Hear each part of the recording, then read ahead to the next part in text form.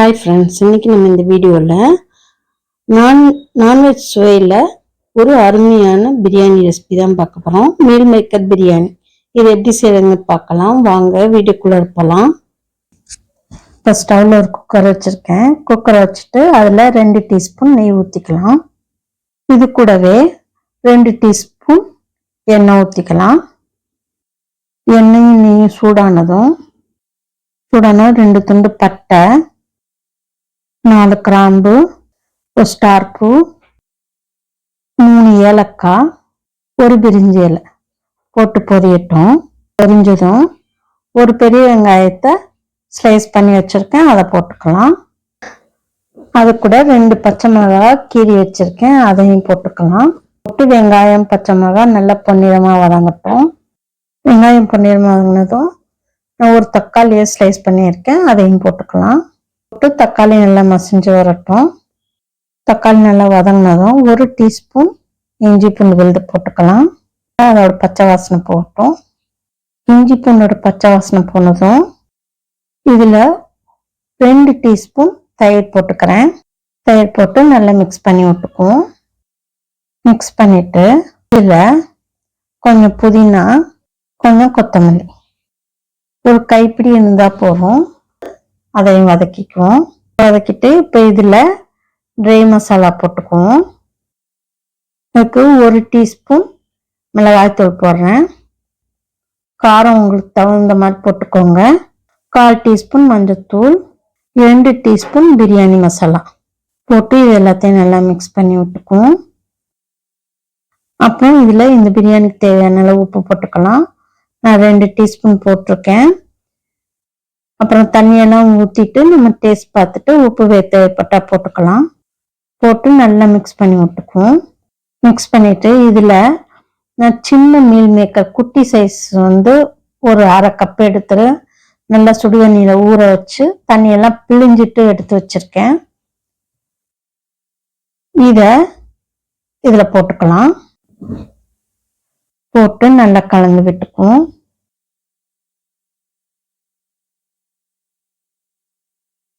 நல்லா மிக்ஸ் பண்ணியாச்சு. இப்போ இதில் தண்ணி ஊற்றிக்குவோம். நான் இதில் 1/2 கப்பு அரிசி எடுத்திருக்கேன். ஜீரக சம்பா அரிசி எடுத்திருக்கேன். அதுக்கு 1க்கு 1/2 கணக்கில் ஊற்றுவோம். நான் 3 கப்பு தண்ணி ஊற்றுற இடத்துல 2 கப்பு தண்ணி ஊற்ற போகிறேன். இதில் 2 கப்பு 2 டம்ளர் தண்ணி ஊற்றலாம். ஜீரக சம்பா அரிசிங்கிறதுனால நான் 1க்கு 1/2 கணக்கில் ஊற்றுறேன். நீங்கள் பாஸ்மதி ரைஸ்னா 1க்கு 1 ஊற்றினா கூட போகிறோம்.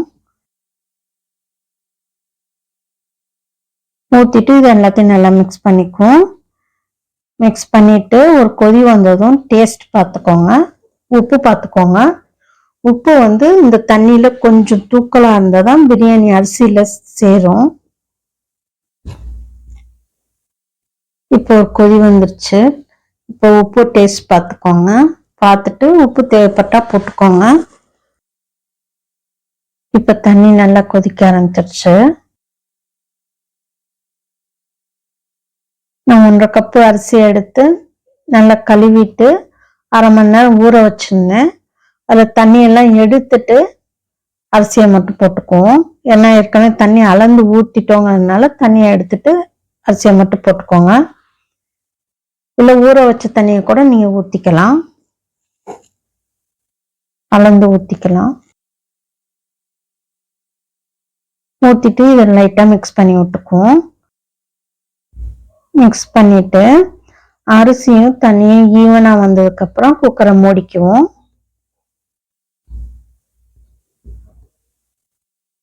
இப்போ அரிசியும் தண்ணி ஈவனாக வந்துருச்சு. இப்போ குக்கரை மூடி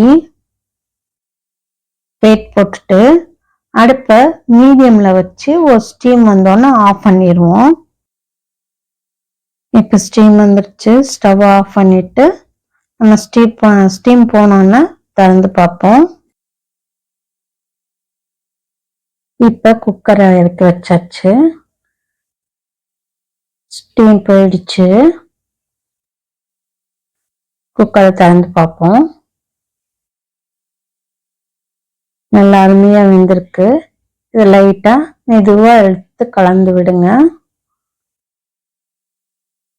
அரிசி உடையாத மாதிரி கலந்து விடுங்க. இது ஒரு பிளேட்ல வச்சுப்போம். நல்லா உதிரி உதிரியா வந்திருக்கு பாருங்க.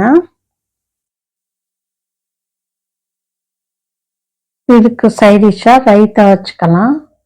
இல்லை நீங்க ஏதாவது ஒரு கிரேவி ஏதாவது ஃப்ரை கூட வச்சு சாப்பிடலாம்.